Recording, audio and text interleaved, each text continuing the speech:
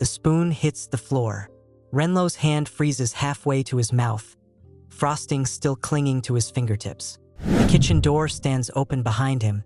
He knows he locked it 10 minutes ago. Cold air rushes in from the hallway, carrying something sharp and metallic that makes his stomach drop. Someone is watching him. He doesn't turn around. Can't. His body remembers what his mind tries to forget. Foster home hallways, heavy footsteps, doors that opened when they shouldn't. He's 24 now, but fear has a long memory. The copper lights above flicker once, twice. His birthday cupcake sits on the stainless steel counter, 2 candles burning because his coworkers used to laugh when he lit just one. Called him dramatic for wanting any at all. So he compromised. 2 candles for a wish he'll never say out loud, frosted in vanilla buttercream he made after closing, when no one could see him measure ingredients like they matter. Hi viewers, kindly tell us where you're watching from and what time it is. The air shifts. Renlo smells it before he hears the footsteps. Winter storms and steel. Something that doesn't belong in a kitchen that smells like sugar and warmth. His chest tightens. Every instinct screams run, but his legs won't move. What are you doing? The voice comes from directly behind him. Low, controlled. The kind of voice that doesn't need to rise to be heard. Renlo's breath catches. He turns slowly, fingers gripping the counter edge hard enough to hurt. The man in the doorway is tall, taller than anyone has a right to be in a space this small. Dark eyes that don't blink. Expensive suit that doesn't wrinkle. The kind of face people whisper about in Harborlight City, the kind attached to names you don't say out loud unless you want trouble. Draxton Vale. Renlo knows the name. Everyone who works in this part of the city knows the name. The alpha who controls the docks, the shipments, the protection fees that keep restaurants like this one open. The man who walks into private meetings in back rooms and walks out alone while other people disappear. Renlo's voice cracks. He clears his throat, tries again. I'm just closing up, sir. Draxton doesn't move, doesn't speak, just stares at the cupcake like it personally offended him. Renlo follows his gaze. The candles are still burning, wax starting to drip onto the frosting. He should blow them out, should apologize for being here, should explain that he has permission to stay late on Fridays because he preps the weekend pastries and the head chef trusts him with the keys. But the words stick in his throat. Is that your birthday? Draxton asks. Renlo blinks. Of all the questions he expected, that wasn't one of them. He looks down at his apron, suddenly aware of the flour stains and the grease smudge near his hip. Yes, but it's nothing important. The lie tastes bitter. Birthdays stopped being important when he turned 18 and aged out of the system, when the social worker stopped returning his calls, when the little boy he'd been caring for, 3 years old with gap-toothed smiles and sticky hands, vanished into another placement without a goodbye. Renlo spent 6 years searching. 6 years saving money he didn't have, making phone calls that went nowhere, filling out forms that disappeared into bureaucratic black holes. The boy's name was Kian. He'd called Renlo Renrin because he couldn't say the full name yet. Renlo wonders if Kian even remembers him now. Draxton steps closer. The scent intensifies, sharp, cold, overwhelming.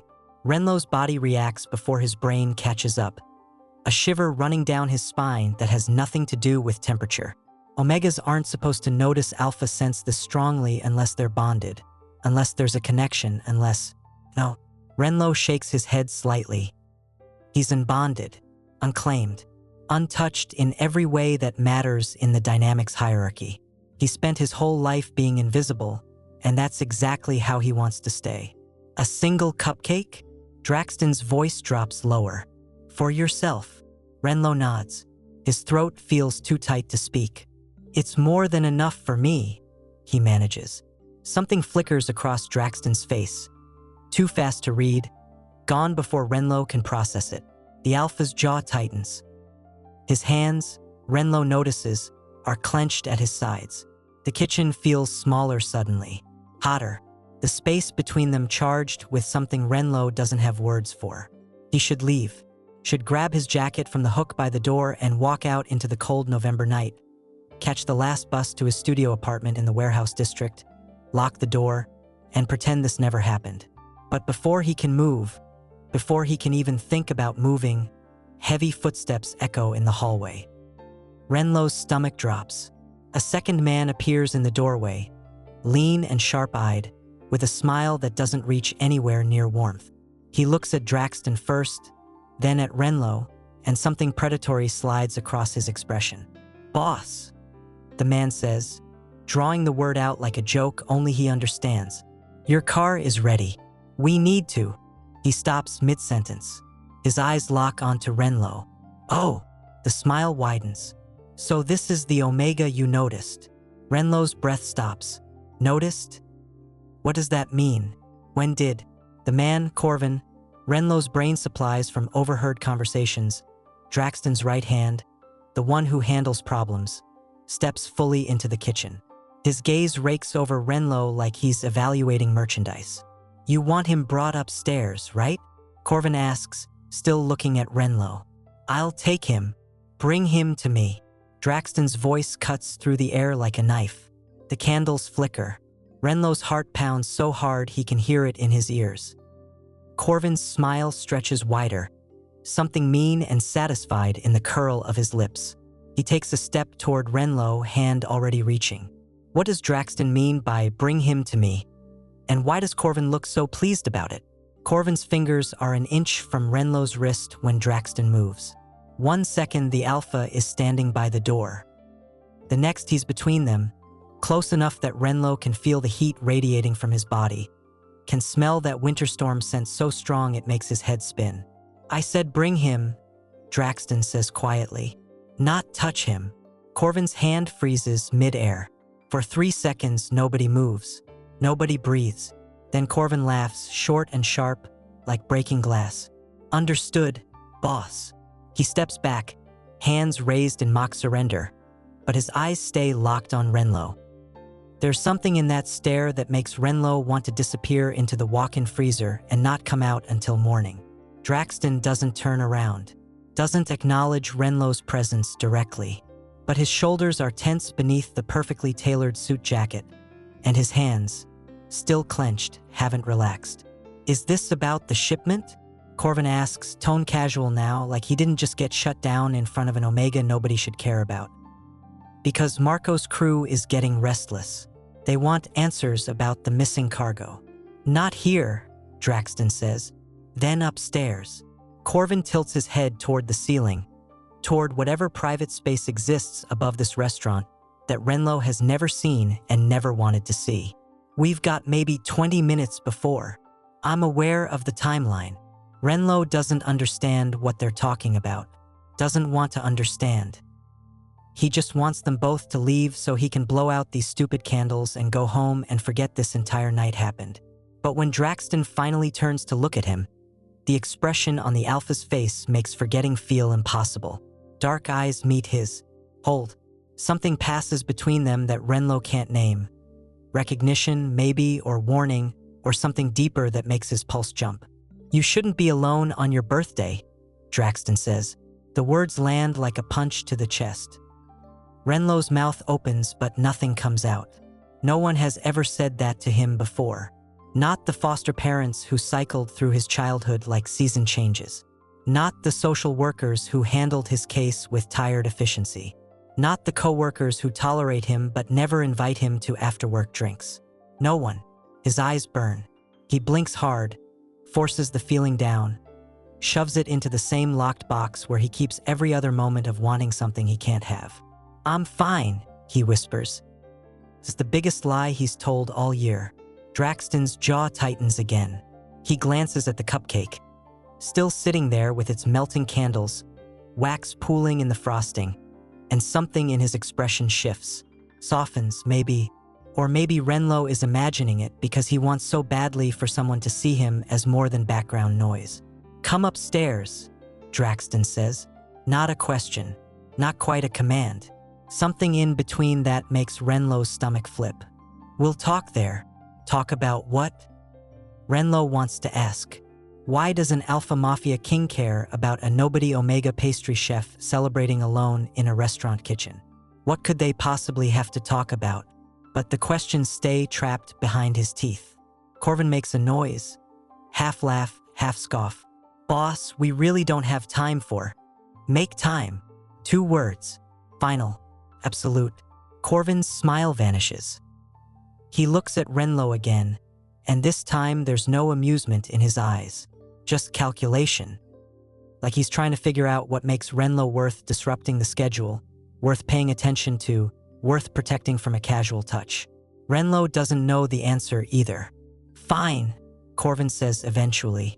He pulls out his phone, types something fast. I'll tell Marco we're delayed. But if this goes sideways because you wanted to play savior to some random. Careful. Draxton interrupts, voice dropping to something dangerous. Very careful how you finish that sentence. Corvin's thumb hovers over his phone screen. He looks up, meets Draxton's stare, and whatever he sees there makes him swallow his next words. He shoves the phone back in his pocket and heads for the door without another comment. But before he leaves, he glances back at Renlo one more time. The look says everything his mouth didn't. You're going to be a problem. The kitchen door swings shut behind him. Silence rushes in to fill the space. The refrigerator hums. The candles continue their slow melt. Somewhere in the building, pipes groan with old age. Renlo realizes he's still gripping the counter. His knuckles are white. I don't understand, he says quietly, because someone has to break this moment before it suffocates him. Why do you care? Draxton doesn't answer right away. Instead, he moves to the counter, picks up the cupcake with careful fingers, and blows out both candles in one breath. Smoke curls upward. The kitchen dims without the small flames. Did you make a wish? Draxton asks. Renlo blinks at the deflection. That's not how it works. The birthday person is supposed to. Did you? The question hangs between them, weighted with something Renlo can't identify. Yes, he admits, because lying to an alpha who just invaded his birthday feels more dangerous than telling the truth. What did you wish for? I can't tell you. It won't come true if I… Renlo. His name in Draxton's mouth sounds different, sounds important. What did you wish for? How does he know my name? Renlo thinks wildly. He never said it. The head chef might have mentioned it during one of the private meetings, or maybe someone on staff, or maybe… To find someone, Renlo whispers before he can stop himself. Someone I lost. Draxton's expression goes very still. Who? But before Renlo can answer, before he can decide whether to trust this alpha with the one secret that matters most, footsteps thunder in the hallway. Not one person, multiple. The kitchen door slams open. What kind of trouble just followed Corvin back? 3 men flood into the kitchen wearing suits that cost more than Renlo's entire year of rent. They move like wolves, coordinated, purposeful, dangerous. One of them has a phone pressed to his ear. Another checks the hallway behind them like he's expecting pursuit. The third one looks directly at Draxton and says, "We have a situation." Renlo's body knows what to do before his brain catches up. He takes 2 steps backward, pressing his spine against the industrial refrigerator, making himself smaller. Invisible. The survival instinct burned into him during years of foster care when adults fought and children learned to disappear. Draxton doesn't move, doesn't even glance at the men. His attention stays locked on Renlo. "Handle it," he says flatly. "Boss, it's Marcus's crew. They're not waiting until morning. They want answers about the cargo tonight, and they're parked outside with…" I said handle it. The man's jaw clenches. He looks like he wants to argue, but something in Draxton's posture, absolutely still, absolutely certain, kills the impulse. He nods once and pulls out his phone, already dialing as he and the others retreat into the hallway. The door swings shut again. Renlo's hands are shaking. He shoves them into his apron pockets so Draxton won't see, but it's too late. The alpha's eyes track the movement, and understanding flickers across his face. "You're scared," Draxton observes. Not a question, a statement. "I'm not." Renlo starts, then stops because the lie is too obvious. "I just don't understand what's happening. Why those men came here. Why you're…" He gestures vaguely at the space between them.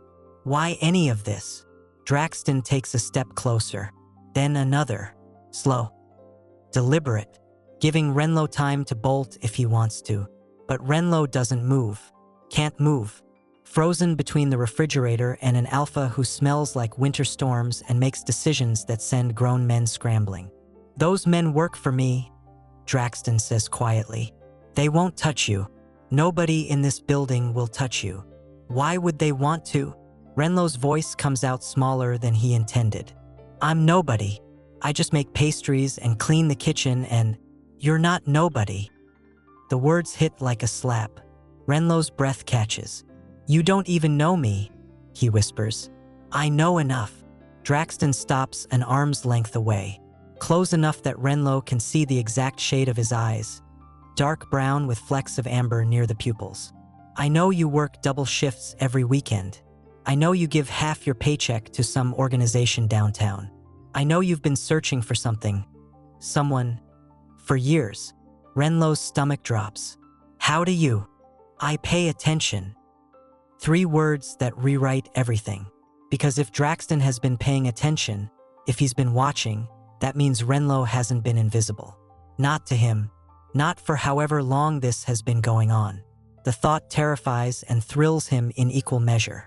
"The organization," Renlo says carefully, testing how much Draxton actually knows.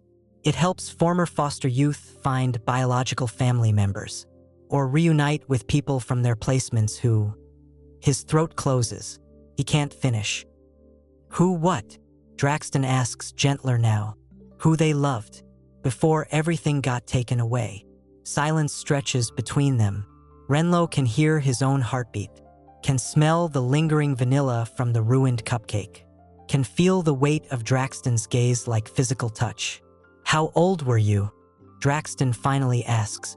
"When you lost someone?" 18. "He was 3. The words tumble out before Renlo can stop them. "His name was Kian. He called me Runrun because he couldn't say my full name yet. He liked trucks, the plastic kind with the big wheels. I bought him 6 of them with money I earned washing dishes at a diner, even though the social worker said I shouldn't form attachments because placements weren't permanent and..." Renlo's voice cracks. He bites down on his lip hard enough to hurt, using pain to shut off the flood of words. Draxton's expression does something complicated. Shifts through several emotions too fast for Renlo to track before settling into something that looks almost like recognition. "And they took him from you," Draxton says. "The system moved him. They said I was too young to provide stability, too young to understand what he needed. They gave him to a married couple in a different county and sealed the records, and I've been trying to find him ever since, but every lead goes nowhere and..." Renlo stops again, forces breath into his lungs. "Why am I telling you this?" "Because you need to tell someone. It's the truth." Renlo has carried this weight alone for 6 years, never speaking it out loud because who would care about one Omega's grief over a child who wasn't even his? Who would understand the way his chest still aches when he sees plastic trucks in store windows, or hears a toddler call for their parent, or smells the apple juice Kian used to drink with breakfast? Nobody. Until maybe now.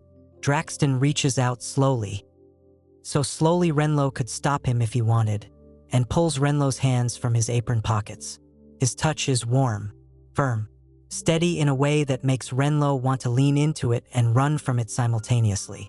"Kian," Draxton repeats, testing the name. 3 years old. Moved 6 years ago. "Do you remember which county?" "Clearwater," Renlo whispers. "But I checked everywhere. The records are sealed." The couple who took him moved again after a year, and the organization said they can't track people who don't want to be found, and "I can find him." Renlo's heart stops. "What?" "I have resources, connections, people who owe me favors in records departments across 3 states. Draxton's thumbs brush across Renlo's knuckles. Absent, like he doesn't realize he's doing it. "If Kian exists in any system anywhere, I can find him." "Why would you do that?" Renlo's voice breaks on the question. "Why would you help me?" Draxton's expression goes unreadable again. Locked down. Whatever he's thinking, he's not sharing it. But his grip on Renlo's hands tightens just slightly, just enough to matter. Because he starts. The kitchen door explodes inward. Corvin stands in the doorway, phone in one hand, gun in the other, expression wild. "They know about the Omega," he says. "Marcus's crew. They know you brought someone upstairs during the meeting last month, and they think." "I never brought anyone upstairs last month," Draxton interrupts, voice sharp. "They don't care what's true. They care what they can use." Corvin's eyes cut to Renlo. "And right now, they can use him as leverage." Renlo doesn't understand. Doesn't understand how he became part of whatever dangerous world Draxton inhabits. Doesn't understand why anyone would care about a random pastry chef. Doesn't understand anything except the gun in Corvin's hand and the way Draxton's whole body has gone tense. "Get him to the car," Draxton orders. Back in trance. "Now. Boss. Now." Corvin moves, shoves his phone in his pocket, keeps the gun visible, crosses the kitchen in 4 strides. Renlo barely has time to process before Corvin grabs his arm. Not gently, not the way Draxton touched him, but with efficiency that speaks to practice, and hauls him toward the back door. "Wait!" Renlo tries to dig his heels in. "I don't understand what's." "Doesn't matter," Corvin says. "Move or get dragged. Your choice." But before he can pull Renlo through the door, before they make it 2 more steps, Draxton's voice cuts across the space one more time. Cold, final, absolute. "Corvin." The other man stops. "Touch him like that again and you'll lose more than your position." The threat hangs in the air. Corvin's grip on Renlo's arm loosens. Not much, but enough. And then they're moving through the back door, down a service hallway Renlo has never used, toward sounds and dangers he doesn't understand. The last thing Renlo sees before the hallway swallows them is Draxton standing in the kitchen, silhouetted by copper lights, one hand reaching toward where Renlo just stood. Like he wanted to pull him back. Like letting him go was the hardest decision he'd made all night. Who is Marcus, and why does he think Renlo is someone worth taking? The service hallway smells like old grease and regret. Corvin moves fast, dragging Renlo past storage closets and employee lockers, gun still visible in his other hand. Fluorescent lights flicker overhead, casting shadows that jump and twist. Renlo's mind races. This morning he woke up in his studio apartment, ate stale cereal, took the bus to work. Normal, safe, forgettable. Tonight he's being pulled through a building by an armed man who works for a Mafia king, running from people called Marcus's crew, all because Draxton decided to notice him. "I need to get my things," Renlo tries. "My jacket, my keys. I can't just." "Already handled," Corvin says without slowing down. "Someone's grabbing your stuff. You'll get it in the car." "I don't want to get in a car. I want to go home. Home isn't safe right now." The words land like ice water. Renlo stops trying to pull free. "What does that mean?" Corvin doesn't answer. They round a corner and suddenly there's a heavy metal door, the kind with a push bar and alarmed exit signs. Corvin hits it with his shoulder and they spill out into an alley behind the restaurant. Cold November air slaps Renlo's face. He wasn't wearing a jacket in the kitchen and now he's standing in 30-degree weather in just his white button-down and flour-stained apron. Breath fogging, skin already prickling with goosebumps. A black car idles 20 feet away. Tinted windows, engine running. The kind of vehicle that screams money and danger in equal parts.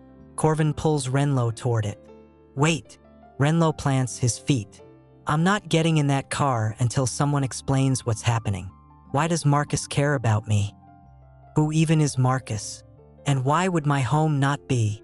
"Marcus Tate runs the North District," Corvin interrupts, still pulling. "His crew handles shipments that compete with ours. 3 weeks ago, some cargo went missing from one of his warehouses. He thinks Draxton took it. He's been looking for leverage ever since." "I'm not leverage. I'm nobody. You were alone in a kitchen with Draxton Vale on your birthday." Corvin's voice drops to something almost pitying. "Omega, you stopped being nobody the second he looked at you." The car door opens. A hand reaches out from inside. Someone Renlo can't see clearly in the dim alley light. "No." Renlo pulls back harder. "I'm not doing this. I'm not getting involved in cargo wars or mafia business or whatever this is. I just want to. Gunshots crack the night. Not close, maybe 2 streets over. But loud enough to echo off the alley walls. Loud enough to make Renlo's entire body seize with instinct that says danger, danger, danger. Corvin doesn't hesitate. He shoves Renlo toward the car with enough force that Renlo stumbles, catches himself on the door frame, and then the hand from inside grabs his shirt and hauls him into the back seat. The door slams. The locks engage with a heavy click. Renlo scrambles backward until his spine hits the opposite door. His hands are shaking again. His heart pounds so hard it hurts. The person who pulled him inside is a woman. Maybe 30, dark hair pulled back tight, expression unreadable. She's wearing all black and there's a gun holstered at her hip. Easy, she says, not unkind. Nobody's gonna hurt you. That's what everyone keeps saying. Renlo's voice comes out higher than normal. Right before dragging me places I don't want to go. She almost smiles. Fair point. Corvin slides into the passenger seat. The driver, another man in black, face scarred along one cheek, throws the car into gear before Corvin's door fully closes. They peel out of the alley fast enough that Renlo slides sideways on the leather seat. The woman steadies him with one hand. Where are we going? Renlo asks. Somewhere safe, the woman says. That's not an answer. It's the only answer you're getting right now. Renlo looks out the tinted window. Harborlight City streams past. Familiar streets that suddenly feel foreign, restaurants and shops he passes every day on his bus route home, now distorted by speed and fear and the absolute unreality of this entire night. This is insane, he whispers. This morning I was worried about whether the soufflés would rise properly. Now I'm in a car with armed strangers because some man named Marcus thinks I'm... He stops. What does he think I am exactly? The woman exchanges a glance with Corvin. Some silent communication passes between them. He thinks you're the boss's weakness, she finally says. Renlo's laugh comes out sharp and broken. I met him 20 minutes ago. How could I possibly be anyone's weakness? 20 minutes, Corvin says from the front seat, not turning around. And he's already threatened to remove my hands if I grab you wrong. Already delayed a meeting with Marco's crew to blow out your birthday candles. Already sent his best people to extract you from a potential threat situation. He pauses. So yeah, Omega, 20 minutes. That's all it took. The words sink in slowly. Renlo processes each one, turns them over in his mind, tries to make them fit with the reality he knows. Draxton blew out my candles, he thinks. Asked what I wished for. Said he could find Kian. Why would someone with that much power care about one Omega's birthday wish? Unless Corvin is right. Unless 20 minutes was enough for something to shift. Something neither of them planned. Something that doesn't make sense but happened anyway. He doesn't even know me, Renlo says quietly. The woman leans back against her seat. Doesn't matter what he knows.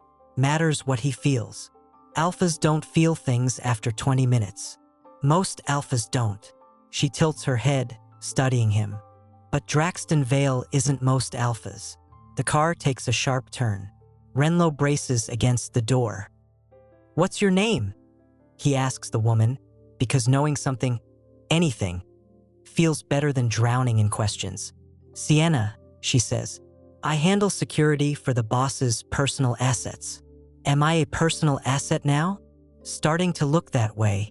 Renlo doesn't know how to respond to that. Doesn't know how to process any of this. So he focuses on what he can control. Breathing in and out, keeping his hands from shaking. Not thinking about the gun at Sienna's hip or the scars on the driver's face or the fact that his entire life just derailed in the span of one birthday cupcake. His phone buzzes in his pocket. He pulls it out, cracked screen, cheap model he bought used 3 years ago. The caller ID shows the head chef. Renlo stares at it. Should he answer? Explain that he's being kidnapped by the Mafia for his own protection? Ask for help that might put more people in danger? The buzzing stops. Voicemail picks up. Don't call anyone, Corvin says, watching him in the rearview mirror. Not until we know Marcus isn't monitoring your contacts. He doesn't even know who I am. He knows you were with Draxton. That's enough. The phone buzzes again. Different number this time. Unknown caller. Renlo's thumb hovers over the answer button. Don't, Sienna says sharply. But Renlo's curiosity, or maybe his self-destructive streak, wins. He answers, puts it on speaker because he has nothing left to hide. Hello. Static crackles. Then a voice. Is this Renlo Hayes? His blood turns to ice. Nobody calls him by his full last name. Nobody knows it except official documents and foster care records from years ago. Who is this? Renlo asks. Someone who wants to talk about Kian. The phone slips from Renlo's fingers. Sienna lunges forward and catches it before it hits the floor. She ends the call immediately, pulls the battery out of the phone with practiced efficiency, and shoves both pieces into her jacket pocket. How did they… Renlo can't finish the sentence. Can't breathe properly. Corvin pulls out his own phone. Dials. Waits 3 rings. Boss, he says. We have a problem. They know about the kid. Silence on the other end. Then Draxton's voice, tinny through the speaker. Are you secure? For now. But they just called his phone. Used the kid's name. More silence. When Draxton speaks again, his voice is colder than Renlo has heard it. Colder than winter storms. Colder than steel. Bring him to the penthouse. Full security. Nobody gets within 2 blocks. Copy that. The call ends. Renlo stares at where his phone used to be. They know about Kian. How do they know about Kian? Nobody answers. The car accelerates. And somewhere in Harborlight City, in a kitchen that smells like vanilla and copper lights, 2 birthday candles sit melted into frosting. What else does Marcus know? And how long has he been watching? The penthouse elevator is made of glass. Renlo watches the city drop away beneath his feet. 50 floors, 60, 70, until Harborlight spreads out like scattered diamonds on black velvet. He's never been this high before, never been anywhere close. His stomach lurches with each floor that passes. Sienna stands beside him, perfectly still, gun now visible in her hand. Corvin took a different elevator with the driver. Something about splitting up in case Marcus's crew tracked them to the building. Renlo stopped asking questions 3 blocks ago when his brain hit capacity for terror. Almost there, Sienna says. Renlo nods because speaking feels impossible. His body is doing that shaking thing again. The aftermath of adrenaline and fear and the absolute insanity of being told someone named Marcus Tate knows about a 3-year-old boy Renlo lost 6 years ago. How is that possible? The records were sealed. The organization downtown swore nobody could access them without court orders. Unless someone paid for access. Unless someone has been digging into Renlo's past for reasons he can't begin to understand. The elevator chimes. 75th floor. The doors slide open onto a space that doesn't look real. Floor-to-ceiling windows showcasing the city skyline. Furniture that costs more than Renlo's yearly salary. Art on the walls that belongs in museums. Everything chrome and leather and sharp edges. And standing in the center of it all, backlit by the city lights, is Draxton. He's removed his suit jacket, rolled up his sleeves. There's something raw about him now, less controlled, more dangerous. His dark eyes lock onto Renlo the instant the elevator doors open. Are you hurt? Draxton asks. Renlo shakes his head. Did anyone touch you besides Corvin and Sienna? Another head shake. Draxton's jaw unclenches slightly. He crosses the space in 4 strides, moving past Sienna like she doesn't exist, and stops directly in front of Renlo. I need to know exactly what the caller said. Every word. Renlo's throat is too dry. He swallows hard. He asked if I was Renlo Hayes. Then he said he wanted to talk about Kian. His exact words. Someone who wants to talk about Kian. Renlo's voice cracks. That's all. Sienna ended the call before he could say more. Did you recognize the voice? No. Was there background noise? Other voices? Anything? Just static. Renlo closes his eyes, trying to remember.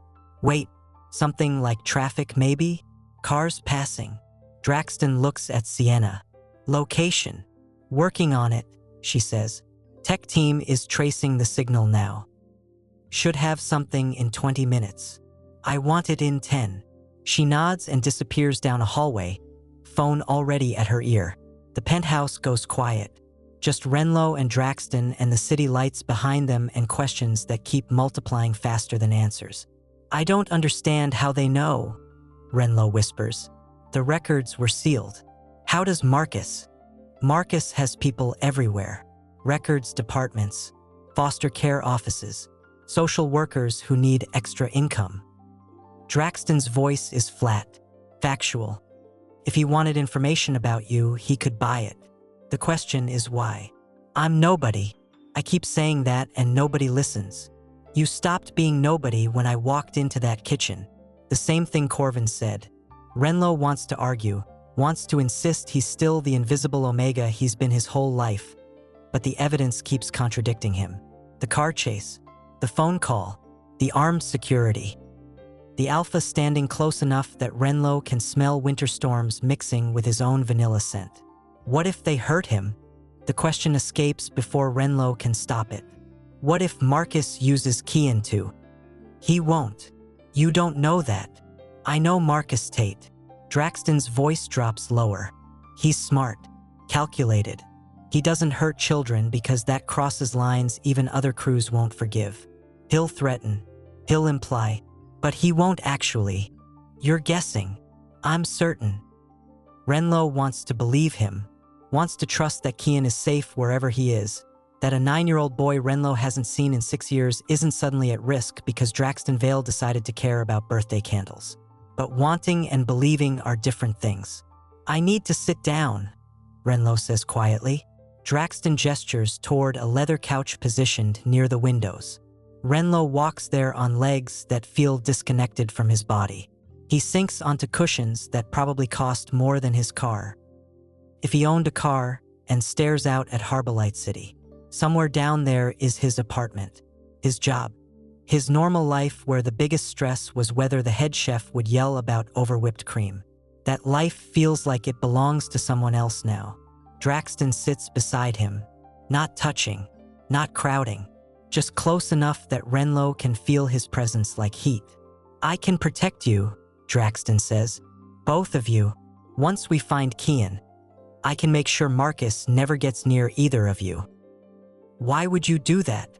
Because Draxton starts again. Because I know what it's like to lose someone you die to protect. The admission hangs between them. Renlo looks at him, really looks, and sees something in the Alpha's expression that wasn't there before. Something old and scarred and carefully hidden beneath expensive suits and cold commands. Who did you lose? Renlo asks quietly. My entire pack. Draxton's voice doesn't change, doesn't inflect, like he's reporting weather. 15 years ago, a rival clan used someone I trusted, an Omega who I thought cared about our pack's safety, to get close. Then they killed everyone while I was meeting with harbor authorities about shipping contracts. Renlo's chest tightens. I'm sorry. Don't be. It taught me not to trust Omegas. The words should sting, should make Renlo want to move away, put distance between himself and an Alpha who just admitted he doesn't trust people like him. But instead Renlo understands. Because he doesn't trust easily either.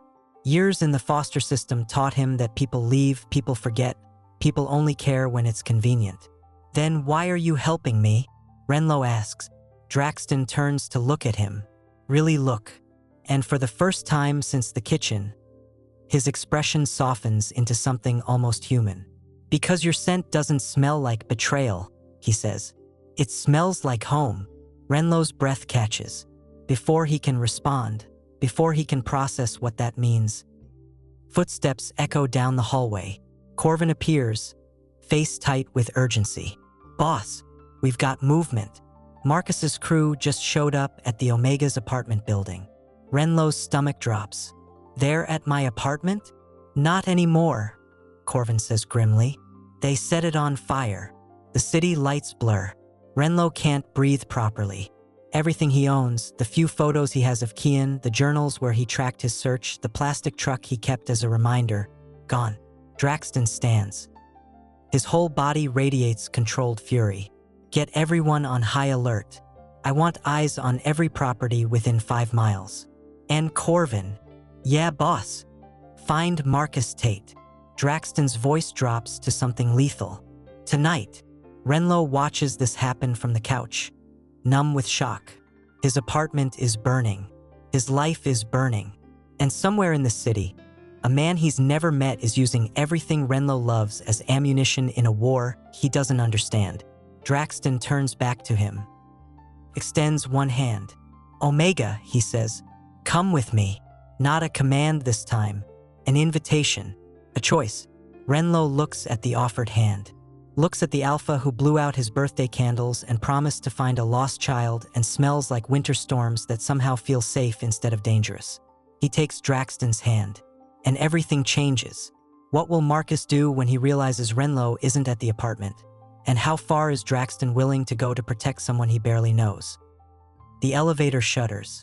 Renlo's hand tightens around Draxton's as the entire glass box jerks sideways, metal groaning above them. The city lights tilt at a wrong angle. His stomach flips. What's happening? Renlo asks. Draxton pulls him closer, positioning himself between Renlo and the glass wall. Emergency stop.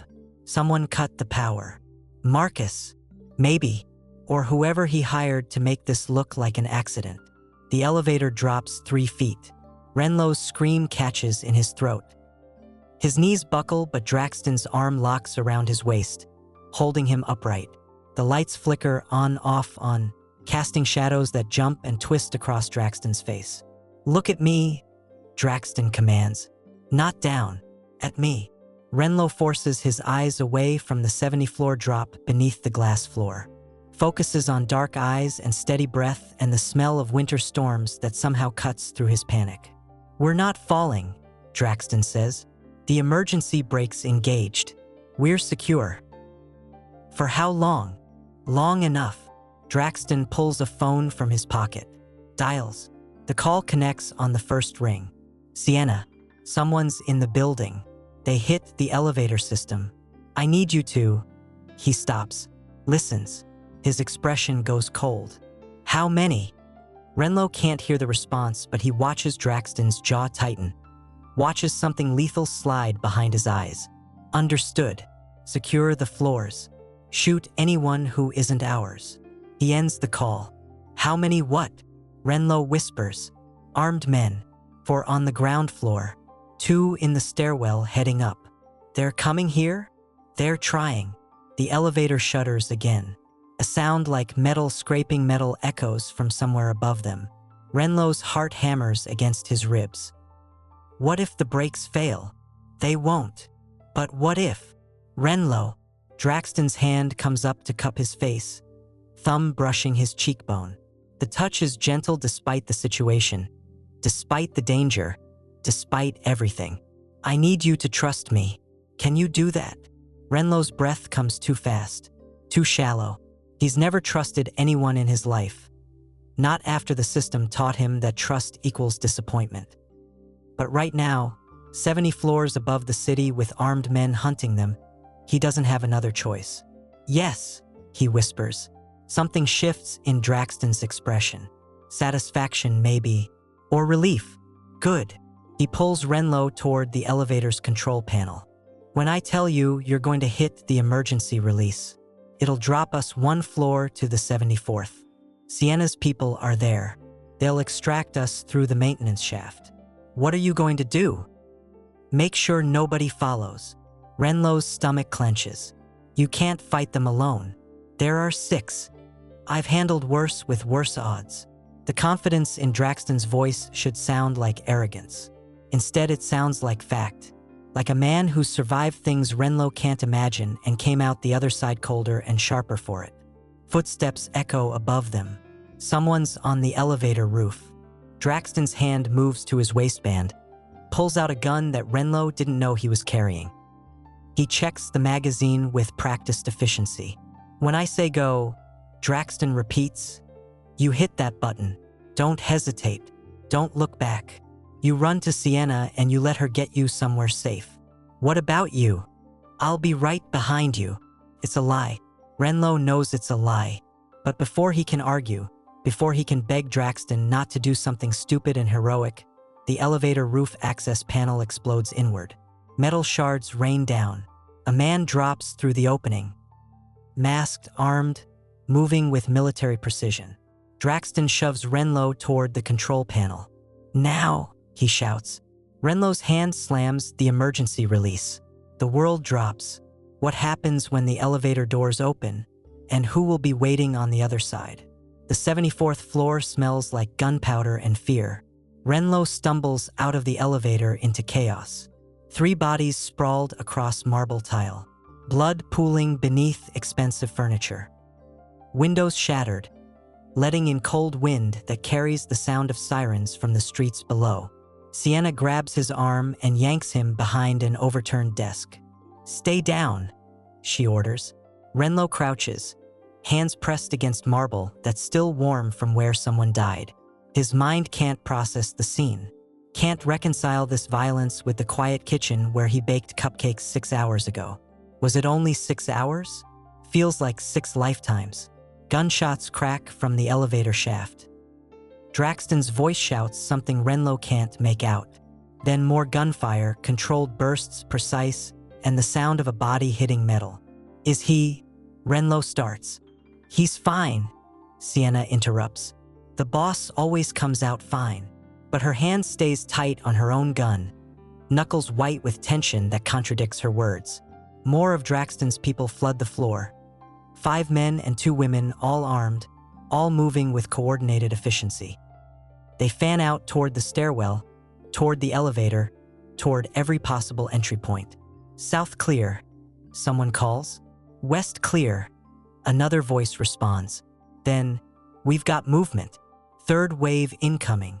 Sienna curses under her breath. She pulls Renlo up and pushes him toward a door marked maintenance. There's a service elevator on the other side. Takes you straight to the parking garage. Cars waiting with keys in the ignition. You drive until you hit the county line, then you call this number. She shoves a card into his hand. "Someone will meet you, take you somewhere Marcus can't find." "I can't drive," Renlo says. "I never learned." "Then you learn fast, because staying here means dying." "What about Draxton? What about him?" "I'm not leaving without." An explosion rocks the building. The floor tilts. Renlo crashes into the wall, shoulder taking the impact, pain shooting down his arm. Ceiling tiles rain down. Somewhere glass shatters in a cascade that sounds like screaming. When Renlo's vision clears, Sienna is shouting into her phone. "Basement charges, no, the whole support system. Get him out now." She looks at Renlo with something close to panic. "They're bringing down the building," she says flatly. "Marcus isn't taking chances. If he can't have you, nobody can." The words don't make sense. Buildings don't just collapse. This is Harborlight City, not a war zone, not a place where people plant bombs in residential towers because one Omega witnessed. What did I witness? Renlo thinks wildly. I saw Draxton blow out candles. I told him about Kian. That's all. But it was enough. Somehow it was enough. Another explosion. Closer this time. The floor buckles beneath them. Sienna grabs Renlo's wrist and runs. They crash through the maintenance door into a concrete stairwell that spirals down into darkness. Emergency lights flicker red. The air tastes like smoke. Renlo's legs burn as they descend. 10 floors. 20. His lungs scream for oxygen. His shoulder throbs where he hit the wall. Almost there, Sienna pants. They burst through a door onto the parking garage level. Cars sit in neat rows, expensive machines that belong to people who'll never drive them again if this building comes down. Sienna points to a silver sedan idling near the exit ramp. "That one. Go." Renlo doesn't move. "Where's Draxton?" "He'll find you." "How?" "He always does." It's not an answer. It's faith. And Renlo doesn't have enough faith left to believe in always. The building shudders again. Concrete dust rains from the ceiling. Somewhere above them, something collapses with a roar that sounds like the end of the world. "Renlo," Sienna says urgently, "if you die here, the boss will burn this city to the ground looking for revenge. If you run, he has a reason to survive. So which is it? You gonna be his death sentence or his reason to fight?" The question hits like a fist to the chest. Renlo runs. He throws himself into the driver's seat, hands shaking as he grips the wheel. The engine is already running. Gear shift in park. He remembers this much from watching other people drive. R for reverse, D for forward. He slams it into drive and floors the gas pedal. The car lurches forward. Renlo grips the wheel with both hands, aiming for the exit ramp, praying he doesn't hit anything expensive or alive. Or the rearview mirror shows Sienna standing in the garage, phone to her ear, gun in her other hand. Then the entrance collapses behind him and she disappears in a cloud of concrete dust. Renlo's scream catches in his throat. He keeps driving. Up the ramp, out onto the street, into traffic that honks and swerves around him because he can't drive straight. Can't remember which pedal is brake and which is gas. Can't think about anything except Sienna buried under rubble and Draxton somewhere in that building. And his phone, the burner Sienna gave him 3 hours ago, rings. Renlo fumbles it out of his pocket. Unknown number. He shouldn't answer. Knows he shouldn't. But maybe it's Draxton. Maybe it's someone calling to say they got out. They're alive, nobody died for birthday candles. He answers. "Hello, Renlo Hayes." The voice is smooth, calm. "Wrong. My name is Marcus Tate. I think we should talk about your foster son." The car swerves. Renlo overcorrects. Tires screech. "Where's Kian?" Renlo demands. "Safe, for now. But that depends on your next choice." "What choice?" "Come to me willingly, and the boy stays safe. Keep running with Draxton Vale, and I'll make sure you never see him again." The phone goes dead. Renlo stares at it, at the street ahead, at the rearview mirror showing smoke rising from the building he just escaped. Behind him, death and destruction. Ahead, an impossible choice. How can Renlo choose between saving himself and saving the child he's searched for 6 years to find? The car idles at a red light 3 miles from the collapsed building. Renlo's hands won't stop shaking, won't grip the wheel properly. He stares at the burner phone in his lap like it's a live bomb. "Come to me willingly, and the boy stays safe." Marcus Tate's voice echoes in his head. Smooth, certain, the kind of voice that makes promises and keeps them, for better or worse. The light turns green. Cars behind him honk. Renlo doesn't move. He should drive to the county line like Sienna said. Should call the number on the card she gave him. Should trust that Draxton will survive and find him and somehow make this right. But Kian's face haunts him. 3 years old with gap-toothed smiles, holding plastic trucks, calling him Ren because full names were too hard. 9 years old now. Renlo doesn't even know what he looks like anymore. More honking. Someone shouts out their window. Renlo forces his foot onto the gas pedal. The car rolls forward through the intersection. His phone rings again. Different number this time. He answers without thinking. "Hello, it's Corvin. Where are you?" Relief crashes through him so hard his vision blurs. "I don't know. Some street. There are shops. Pharmacy. I can't. Stay there. I'm tracking your phone. 5 minutes. Is Draxton alive? Angry. Looking for you." The call ends. Renlo pulls the car to the curb. Parks badly, half on the sidewalk, wheels at a wrong angle, but he doesn't care. He drops his head against the steering wheel and tries to remember how to breathe. Draxton is alive. The thought repeats itself. Becomes a rhythm. Alive, alive, alive. But for how long? How long before Marcus tries again? How long before another building collapses or another bomb goes off or another phone call threatens the one person Renlo spent 6 years searching for? Headlights flash in his mirror. A black SUV pulls up behind him. Tinted windows, engine purring like a predator. The back door opens. Draxton steps out. He's covered in dust. Blood streaks his shirt. Not his own, Renlo thinks, because he's moving too steadily to be injured. His expression is colder than Renlo has ever seen it. Colder than winter storms. colder than steel. He walks to Renlo's car and opens the driver's door. "Get out," he says. It's not a request. Renlo gets out on legs that barely hold him. Draxton's hands immediately go to his face, tilting it up, checking for injuries with touch that's surprisingly gentle given the rage burning in his eyes. "Are you hurt?" Draxton asks. "No. Sienna, is she? She got out. Broken ribs but alive." His thumbs brush Renlo's cheekbones. "Marcus called you." Not a question. Somehow Draxton already knows. He said he has Kian. Said if I come to him willingly, the boy stays safe. Draxton's expression goes absolutely still. "And if you don't?" "I never see him again." Silence stretches between them. Traffic passes on the street. Somewhere a siren wails, probably heading to the collapsed building, probably finding bodies buried in rubble. "You're not going to Marcus," Draxton says finally. "He has Kian." "He's lying. You don't know that." "I know Marcus Tate. He uses threats, not actual leverage. If he really had the boy, he'd send proof.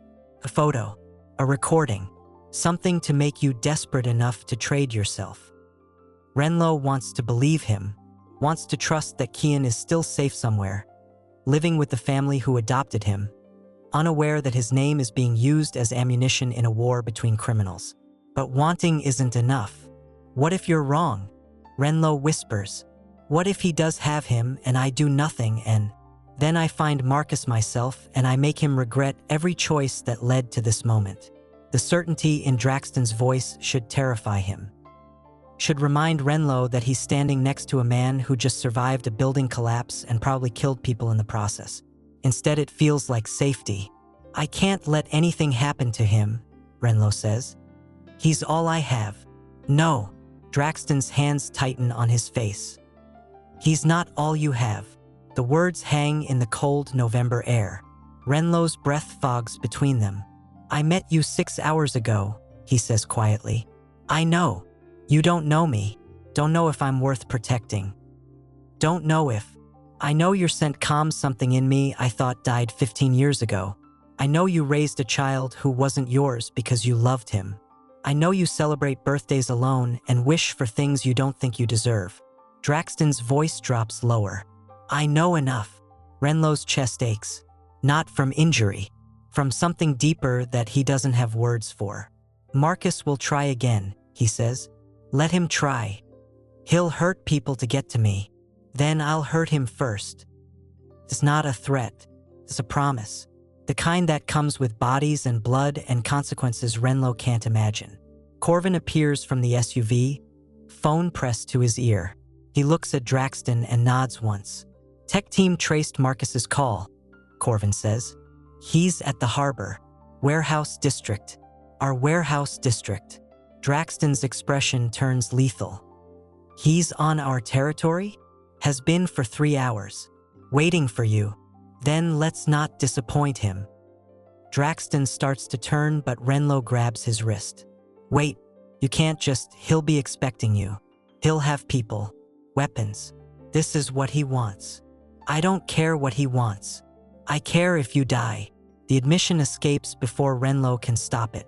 Raw, honest, dangerous in its own way. Draxton goes very still, looks down at where Renlo's hand grips his wrist. "Why?" he asks quietly. "Because you blew out my birthday candles. Because you promised to find Kian. Because your scent makes me feel less alone than I've been in 6 years. Because in 6 hours you made me matter when nobody else ever did." But Renlo can't say any of that. Can't admit how fast he's falling into something that will destroy him when it ends.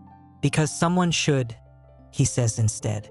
Draxton's expression shifts, softens. His free hand comes up to cup Renlo's face again. "Then come with me," he says. "Stay where I can see you. Let me end this. What if Marcus really does have? If he does, we'll find out together. And if he's lying, I'll make sure he never uses that lie again." It's the best offer Renlo is going to get. The only offer that doesn't involve running forever or walking into Marcus's trap alone. He nods. Draxton's thumb brushes his cheek once more. Then he turns to Corvin. "Full team. Every available body. We're going to the harbor. Corvin grins, sharp and mean and excited. About time. They move toward the SUV. Renlo follows because he doesn't have another choice. Because Kian's name is still echoing in his head. Because Draxton's promise feels like the first real thing he's had in years. The SUV door closes behind them, and somewhere at the harbor, Marcus Tate waits in a warehouse that smells like salt water and revenge. What will Marcus do when Draxton arrives? And what secret about Kian will finally be revealed?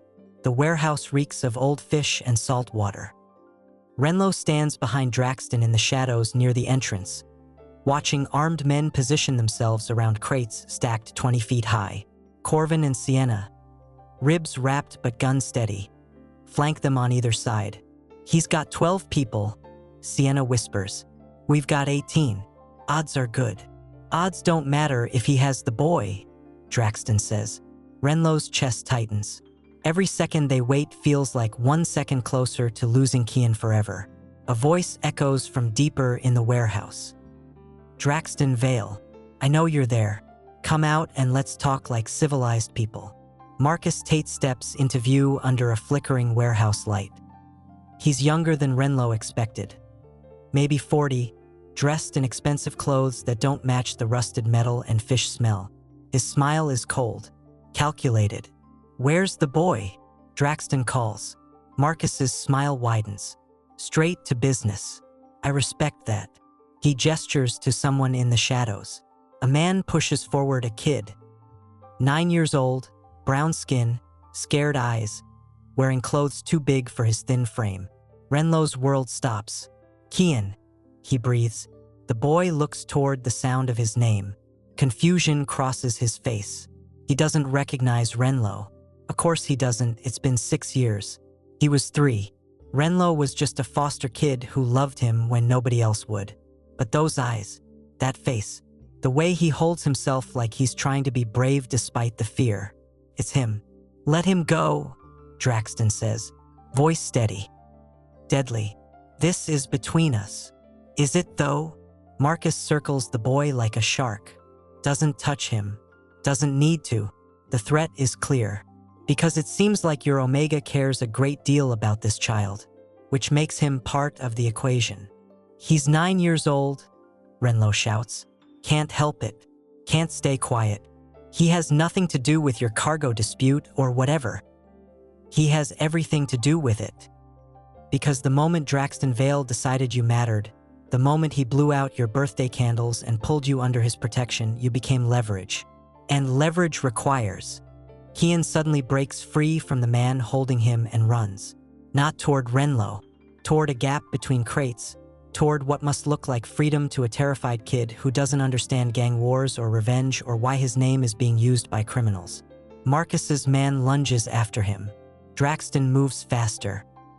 3 strides and he's between them, gun raised, expression promising death to anyone who touches the running child. Nobody moves, Draxton commands. The warehouse freezes. Kian stops 10 feet away, pressed against a crate, staring at all the guns with eyes too wide for his small face. Renlo's legs move before his brain catches up. He's crossing the warehouse floor, ignoring Sienna's hissed warning, ignoring the guns tracking his movement, focused only on the boy who used to call him Runrin. Kian, he says softly, crouching down to be less threatening. It's okay. Nobody's going to hurt you. The boy looks at him, studies his face with the careful attention of a child who's learned not to trust adults. Do I know you? Kian asks. The question breaks something in Renlo's chest. You did. A long time ago. I took care of you when you were little. I don't remember. That's okay. You don't have to remember. You just have to trust me right now. Can you do that? Kian glances at Marcus, at Draxton, at all the armed people who turned his life into a nightmare. Then he looks back at Renlo and nods. Renlo extends his hand. Kian takes it. His palm is small and sweaty and perfect. They start walking back toward Draxton. Slow, careful, like moving through a minefield. Marcus laughs, sharp and bitter. You think this changes anything? You think getting the boy means you win? I think, Draxton says quietly, that threatening children was your final mistake. He's not even yours. He's some random kid the Omega got attached to years ago. You willing to die for that? Yes. One word. Final. Absolute. Marcus's smile falters. Just slightly. Just enough to show he didn't expect that answer. Then you're a fool, Marcus says. Maybe. But I'm a fool who's about to end you. Draxton's hand moves. Signal so subtle Renlo almost misses it. But Corvin and Sienna and the rest of his people don't miss it. They flow into motion like choreographed dancers, weapons raising, bodies positioning, cutting off every exit. Marcus realizes too late that he's surrounded. You can't kill me, he says, voice rising. You kill me and the entire North District comes for you. Every crew, every ally. You'll start a war. Then there'll be a war. Draxton's voice doesn't change. But you won't be alive to see it. Renlo reaches Draxton's side, Kian's hand still clutched in his. The boy presses against his leg, trembling. Take them to the car, Draxton says to Sienna without looking away from Marcus. Boss. Now. Sienna hesitates only a second. Then she's guiding Renlo and Kian toward the warehouse entrance, moving fast but not running. Gun ready for anyone stupid enough to interfere. The last thing Renlo sees before they exit is Draxton standing alone in the warehouse light, facing Marcus Tate with an expression that promises violence. Then they're outside. Cold air. City sounds. The SUV waiting with engine running. Sienna pushes them inside, slams the door, locks it. Stay down, she orders. Renlo pulls Kian against his chest, shielding him with his body. The boy is shaking, crying quietly. It's okay, Renlo whispers. You're safe now, I promise. Gunshots explode inside the warehouse. The SUV's windows are bulletproof, but Renlo still flinches. Kian buries his face in Renlo's shoulder. More gunfire, shouting, then silence. The warehouse door opens. Draxton walks out, covered in blood, limping slightly, but alive. He crosses to the SUV and opens the door. His eyes find Renlo's. Hold. It's done, he says. Renlo doesn't ask what that means. Doesn't need to. Marcus Tate is no longer a threat. But as they drive away from the warehouse, as Kian falls asleep against Renlo's chest, one question still burns in Renlo's mind. What happens now? The penthouse is quiet. Renlo sits on the leather couch with Kian curled against him, watching the boy sleep with tears dried on his cheeks. 3 hours since the warehouse.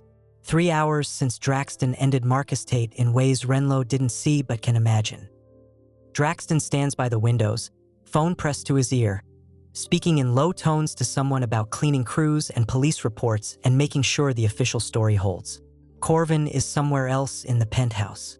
Sienna went to a hospital despite insisting her ribs were fine. It's over.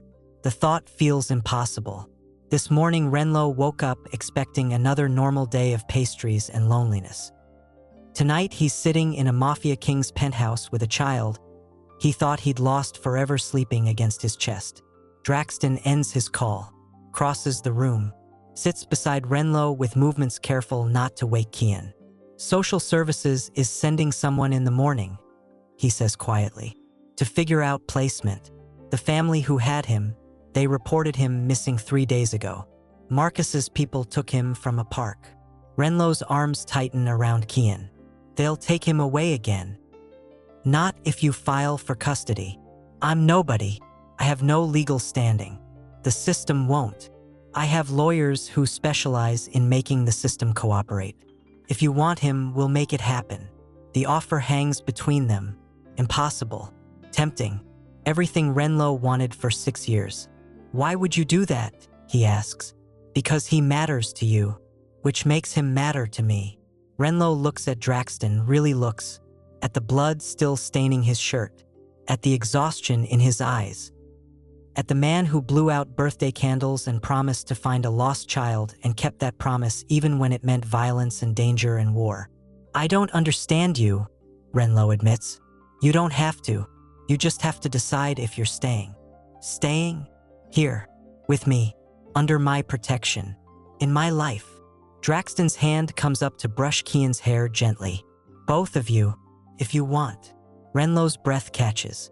We met 6 hours ago. I know. You barely know me. I know enough. Your scent, your kindness, your willingness to run into danger for someone you love. Draxton's dark eyes meet his. I know that's more than I've had in 15 years. The admission costs him. Renlo can see it in the tension of his shoulders, the careful way he holds himself like expecting rejection. What if I say yes? Renlo whispers. What if I stay and then you change your mind? What if? I won't. You can't know that. I can. Draxton's hand moves from Kian's hair to Renlo's face. Because I've spent 15 years not caring about anyone, not letting anyone close, not trusting Omegas because the last one I trusted got my entire pack killed. But you, he stops, starts again. You smell like home, like something I didn't know I was still searching for. Renlo's eyes burn. That's not enough to build a life on. Then we'll build on more. Time, trust, whatever you need. But say yes first. Say you'll stay. Say you'll let me protect you both. It's insane. Impossible. Everything about this is happening too fast, too intense, too much. But when Renlo looks at Kian sleeping against him, when he smells winter storms mixing with his vanilla scent, when he remembers 6 years of loneliness and 1 night of finally matching. Yes, he breathes. Draxton's expression shifts. Relief, satisfaction, something deeper that Renlo doesn't have words for. He leans forward slowly, giving Renlo time to pull back, and presses his forehead against Renlo's. Thank you, he whispers. They stay like that for 3 breaths. Kian shifts in his sleep. The city lights shine through the windows. Somewhere in Harborlight, police are cleaning up a warehouse and filing reports that will make Marcus Tate's death look justified. And here, in this quiet moment, Renlo feels something he hasn't felt in 6 years. Hope. The door bursts open. Corvin stands in the doorway, expression urgent. Boss, we've got a problem. Draxton tenses but doesn't move away from Renlo. What kind of problem? The kind where Marcus Tate's brother just landed at the airport with 20 men and a declaration that he's coming for everyone involved in his brother's death. The room goes cold. Renlo's arms tighten around Kian. He has a brother? Had a brother, Corvin corrects grimly. Now he has a vendetta. Draxton stands. His expression shifts back to the cold Alpha King who commands empires and survives wars. Then he can join Marcus in whatever hell they believe in. He looks down at Renlo one more time. Stay here. Sienna will be back in an hour. Nobody gets past this door. Understood. Renlo nods. Draxton's hand brushes his cheek once more. Tender despite the violence coming, and then he's moving toward the door with Corvin. Boss, Renlo calls. Draxton pauses, looks back. Come back, Renlo says. Not a command. A plea. Please come back. Something in Draxton's expression softens. Always, he promises. Then he's gone. The door locks behind him. Renlo sits in the quiet penthouse with Kian sleeping against him and the city lights shining through the windows and the absolute certainty that this isn't over. Marcus Tate's brother is coming. And Draxton Vale is about to show him exactly why crossing the Alpha King of Harborlight City was his final mistake. But as Renlo holds the child he thought he'd lost forever, as he smells winter storms still lingering in the air, he knows one thing with absolute certainty. He's exactly where he's supposed to be, no matter what comes next. Thank you so much for joining us on this incredible journey. If this story moved you, inspired you, or left you wanting more, please hit that subscribe button and turn on notifications so you never miss the next chapter of stories that touch the heart and spark hope. Drop a comment below and share your thoughts. Your words might be exactly what someone else needs to hear today.